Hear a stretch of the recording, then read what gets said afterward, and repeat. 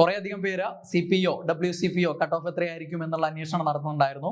പരീക്ഷയുടെ വിശകലനം വന്നില്ലല്ലോ എന്നുള്ള ചോദ്യം ഉണ്ടായിരുന്നു. അതുകൊണ്ടാണ് ഈ ഒരു വൈകിട്ടാണെങ്കിലും ഈ ഒരു വീഡിയോ ചെയ്യുന്നത്.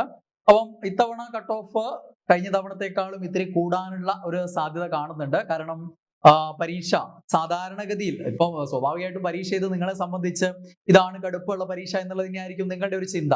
പക്ഷേ താരതമ്യേന ഇതുവരെയുള്ള +2 ലെവൽ പരീക്ഷകളെ സംബന്ധിച്ച് നോക്കുകയാണെങ്കിൽ, അല്ലെങ്കിൽ മുൻകാലങ്ങളിൽ നടന്നിട്ടുള്ള CPO പരീക്ഷകളെ സംബന്ധിച്ച് നോക്കുകയാണെങ്കിൽ കൂടുതൽ ഏരിയകളും എളുപ്പമുള്ള ചോദ്യങ്ങൾ വന്നിട്ടുണ്ടായിരുന്നു എന്നുള്ളതാണ് ഈ ഒരു പരീക്ഷയിൽ സംഭവിച്ചത്. അതുകൊണ്ട് തന്നെ കഴിഞ്ഞ പ്രാവശ്യത്തെ അതേ രീതിയിൽ തന്നെ കണക്കാക്കുകയാണെങ്കിൽ റാങ്ക് ലിസ്റ്റിന്റെ വലിപ്പവും കാര്യങ്ങളൊക്കെ നോക്കുകയാണെങ്കിൽ മത്സരം കൂടിയതും പരീക്ഷയുടെ ഒരു ഇത്തിരി ഉള്ള ഒരു ഈസിനെസ്സും ഒക്കെ പരിഗണിക്കുകയാണെങ്കിൽ ഇത്തിരി കട്ട് ഓഫ് ഉയരാനാണ് സാധ്യത. നമുക്ക് ആ കട്ട് ഓഫിലേക്ക് പോവാം. അതിനു മുമ്പ് ആദ്യം തന്നെ പറയാം, അതായത് കട്ട് ഓഫ് ഉയർത്തുന്ന പ്രധാന ഘടകം എന്ന് പറഞ്ഞാൽ ഈ ഒരു പരീക്ഷയിൽ ഭരണഘടന വളരെ എളുപ്പമായി മാറിപ്പോയി എന്നുള്ളതാണ്. സാധാരണഗതിയിൽ +2 ലെവൽ പോസ്റ്റ് പരീക്ഷകളിൽ ഭരണഘടനയിൽ നിന്നുള്ള ചോദ്യങ്ങൾ അത്യാവശ്യം നിലവാരമുള്ള ചോദ്യങ്ങളാണ് ഉണ്ടാവാറുള്ളത്. ഇവിടെ എല്ലാം ഡയറക്റ്റ് ക്വസ്റ്റ്യൻസ് ആയിരുന്നു. അതുകൊണ്ട് തന്നെ ഭരണഘടന എന്നുള്ളത് വളരെ സിമ്പിളായി മാറിയത് കൊണ്ട് തന്നെ ഇവിടെ ഒരു കട്ട് ഓഫ് കൂടാനുള്ള ഒരു സാധ്യത കിടക്കുന്നുണ്ട്. അതേപോലെ കേരള ഭരണ സംവിധാനത്തിനുള്ള ചോദ്യങ്ങളായാലും പിന്നെ ചരിത്രത്തിൽ നിന്ന് പൊതുവെ +2 ലെവൽ ഡിഗ്രി ലെവൽ പരീക്ഷകളിൽ ടഫായി മാറുന്നത് ചരിത്രമായിരിക്കും. കാരണം അവിടെ സ്റ്റേറ്റ്മെന്റ് ടൈപ്പ് ചോദ്യങ്ങൾ അല്ലെങ്കിൽ ന്യൂ പാറ്റേൺ ക്വസ്റ്റ്യൻസ് കൂടുതലായിട്ട് ഉണ്ടാവും. ടൈം കൺസ്യൂം ചെയ്യുന്ന വളരെയധികം സ്റ്റേറ്റ്മെന്റുകളൊക്കെ അടങ്ങിയ ചോദ്യങ്ങൾ കൂടുതലായിട്ട് ഉണ്ടാവാറുണ്ട്. പക്ഷേ ഈ ഒരു പരീക്ഷയിൽ അത്തരം ചോദ്യങ്ങൾ ഇല്ലായിരുന്നു എന്നുള്ളതാണ്. അപ്പം അവിടെ ചരിത്രവും താരതമ്യേന എളുപ്പമായി മാറി. 1-2 ചോദ്യങ്ങൾ അത്യാവശ്യം നിലവാരമുണ്ട്, പക്ഷെ പൊതുവെ എളുപ്പമായി മാറി. അതേപോലെ മലയാളം, ഇംഗ്ലീഷ്, മാത്സ് ഇത് മൂന്നും ഒരു ഈസി ടു ആവറേജ് ഈ 2 കാറ്റഗറിന്റെയും ഇടയിൽ വരുന്ന ഒരു ലെവലിൽ മാത്രമാണ്. എന്ന് വെച്ച് കഴിഞ്ഞാൽ ഒരൊറ്റ ചോദ്യം പോലും ടഫ് ഇല്ല എന്നുള്ളതല്ല. കുറച്ച് ടഫ് ചോദ്യങ്ങളൊക്കെ ഉണ്ട് ഓരോന്നിലും. പക്ഷെ മൊത്തത്തിൽ നോക്കുമ്പോൾ, അതായത് ആ 10 വീതം എടുത്ത് പരിഗണിക്കുമ്പോൾ അതിന്റെ മൊത്തം നിലവാരം പറയാവുന്നത് ഒരു ഈസി അല്ലെങ്കിൽ ആവറേജ് ആ ഒരു കാറ്റഗറിയിലേക്ക് വരുന്ന അതിനിടയിൽ കിടക്കുന്ന ഒരു വിഭാഗം മാത്രമുള്ള ചോദ്യങ്ങളായിരുന്നു ഭൂരിഭാഗവും. ദെൻ മൊത്തത്തിൽ ആവറേജ് ആയിട്ട് കണക്കാക്കാവുന്നതാണ് ചരിത്രം ഈസി ആയിരുന്നു, നമ്മളവിടെ പറഞ്ഞു. ഭൂമിശാസ്ത്രത്തിന്റെ കാര്യം, ചരിത്രത്തിൽ 1-2 ചോദ്യങ്ങൾ ആവറേജ് ചോദ്യങ്ങൾ ഉണ്ടായിരുന്നു. ദെൻ ഭൂമിശാസ്ത്രം, അതേപോലെ സാമ്പത്തിക ശാസ്ത്രം, ദെൻ കറണ്ട് അഫയേഴ്സ് ചോദ്യങ്ങൾ, അതേപോലെ സ്പെഷ്യൽ ടോപ്പിക് എന്നുള്ള ചോദ്യങ്ങളൊക്കെ ഒരു ആവറേജ് ടൈപ്പ് ചോദ്യങ്ങളായിരുന്നു. സ്പെഷ്യൽ ടോപ്പിക്കും ഇതേപോലെ തന്നെയാണ്, ഭരണഘടന പോലെ തന്നെ എളുപ്പമുള്ള ചോദ്യങ്ങളായി മാറി. സാധാരണഗതിയിൽ ഈ 2 ഏരിയകളാണ് ഈ CPO പരീക്ഷകളിലൊക്കെ കൂടുതൽ ചോദ്യ പേപ്പറുകളെ ഉദ്യോഗാർത്ഥികളെ ബുദ്ധിമുട്ടിച്ചിട്ടുള്ളത്. അത് രണ്ടും എളുപ്പമായി മാറി എന്നുള്ളതാണ് ഈ ഒരു പരീക്ഷയെ ഇത്തിരി കട്ട് ഓഫ് കൂടാൻ സാധ്യതയുള്ളതാക്കി മാറ്റുന്നത്. എന്ന് വെച്ച് കഴിഞ്ഞാൽ അപ്പോഴങ്ങ് കട്ട് ഓഫ് കൂടി പോകുന്നല്ല, നിങ്ങൾ പേടിക്കൊന്നും വേണ്ട. എന്തായാലും 45 അതിന് മുകളിലുള്ള ആളുകളെല്ലാം ഫിസിക്കലിന് തയ്യാറെടുക്കുക എന്നുള്ളതാണ്. റിസർവേഷൻ കാറ്റഗറിക്കാരാണെങ്കിൽ അതിലും കുറവുള്ള ആളുകളും എന്ത് ചെയ്യണം, ഫിസിക്കലും കാര്യങ്ങളൊക്കെ തയ്യാറെടുക്കണം. അതേപോലെ WCPO ആണെങ്കിൽ ഒരു 50-ന് മുകളിലുള്ള ആളുകൾ എന്തായാലും തയ്യാറെടുക്കുക. അതേപോലെ തന്നെ റിസർവേഷൻ കാറ്റഗറി ആണെങ്കിൽ അതിന് താഴോട്ടുള്ള ആളുകൾക്കും ഒരു തയ്യാറെടുപ്പ് നടത്താവുന്നതാണ്. നമുക്ക് ബറ്റാലിയൻ ബേസ് ഒന്ന് പ്രത്യേകിച്ച് പറയാം. അതേപോലെ ടഫ് ആയിട്ടുള്ള ഏരിയകൾ എന്ന് പറയുന്നത് കലാ, കായികം, സാഹിത്യം, സംസ്കാരം ആ ഒരു ഏരിയ ആണ്. അത് പൊതുവെ ഇപ്പോൾ ഉള്ള എല്ലാ പരീക്ഷകളിലും നല്ല ടഫ് ക്വസ്റ്റ്യൻസ് വരാറുണ്ട്.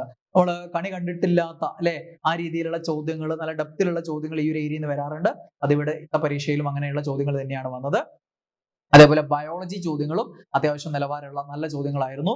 കെമിസ്ട്രി, ബയോളജിയുടെ അത്ര ടഫ് അല്ലെങ്കിൽ പോലും കെമിസ്ട്രിയിലെ ചില ചോദ്യങ്ങളൊക്കെ അത്യാവശ്യം നല്ല നിലവാരം പുലർത്തുന്ന രീതിയിലുള്ള അബോ ആവറേജ് കാറ്റഗറിയിൽ പെടുത്താവുന്ന രീതിയിലുള്ള ചോദ്യങ്ങളായിരുന്നു. ബയോളജിയിലെ മിക്ക ചോദ്യങ്ങളും ഒരു ചോദ്യം ഒഴികെ ബാക്കിയുള്ളതൊക്കെ അത്യാവശ്യം ടഫ് ചോദ്യങ്ങൾ തന്നെയായിരുന്നു.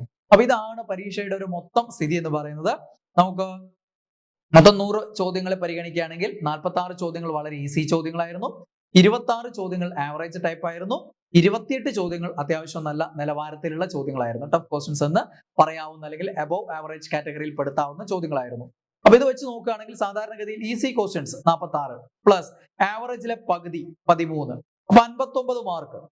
ഇതാണ് ഒരു അത്യാവശ്യം നല്ലൊരു ഉദ്യോഗാർത്ഥി, ഒരു ആവറേജ് ഉദ്യോഗാർത്ഥി നന്നായിട്ട് പരീക്ഷ എഴുതാൻ പറ്റിയിട്ടുണ്ടെങ്കിൽ അവന്റെ കോൺഫിഡൻസ് അല്ലെങ്കിൽ നശിക്കുന്ന രീതിയിൽ അല്ലെങ്കിൽ അവന്റെ കോൺഫിഡൻസ് നശിക്കുന്ന രീതിയിലുള്ള ഇഷ്യൂസ് ഒന്നും വന്നിട്ടില്ല എങ്കിൽ അവർക്ക് നേടാൻ പറ്റുന്ന മാർക്ക്, ഒരു ആവറേജ് ഉദ്യോഗാർത്ഥിക്ക് നേടാൻ പറ്റുന്ന മിനിമം മാർക്ക് 59 ആണ്. 59 നേടാൻ പറ്റും. 59 അതിൽ കൂടുതലും ഇവർക്ക് നേടാൻ പറ്റും. അത്യാവശ്യം റാങ്ക് ലിസ്റ്റ് ഉൾപ്പെടാൻ കഴിവുള്ള നല്ല രീതിയിൽ തയ്യാറെടുത്ത ആളുകൾക്ക് നേടാൻ പറ്റും.